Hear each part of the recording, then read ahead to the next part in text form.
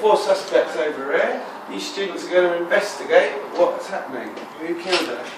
Alright students, so we've got to help the police out. First things first, we need to know where the shot was fired from. So we're going to use Pythagoras to find out, using all the angles that we've got and the way the bullet entered the body, where the bullet was shot from. And then we're going to gather evidence, which you're going to look at in science after that. Then we know exactly where the 4 suspects were picked up and what time they were picked up. And we're going to work out whether, using speed, distance, time, whether it was plausible that they could have got there in time so that we might be able to eliminate some of our suspects. And finally, we know that one person may or may not have had a bike. They could only have got to where they got to with that bike, but they say it's not theirs. We know what codes they use on their bike lock, and so we're going to find the nth term and find out if we can unlock his bike and find out if it belongs to him. And then we're going to hand you over to science. Okay, so first students, you'll come to chemistry. We found a button at the scene that we know to be made of zinc. You're going to take a button from each of the suspects and you're going to mix it with hydrochloric acid.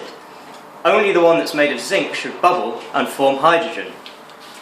Next, we're going to, we found a note at the scene. We're going to compare the ink from the note using chromatography with pens that we found on the suspects. Then we'll be moving on to biology. We're going to analyse the soil, the threads and the hair that we found at the scene with samples that we've taken from the suspects. And finally, we're going to confirm our suspect using fingerprinting.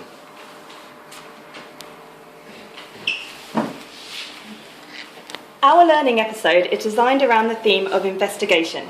We chose this because we wanted to promote the idea of discovery learning and collaboration. In order to assess the progress of our students, they would be expected to write down their justifications and present this back to their classmates as part of a defence case for a particular suspect.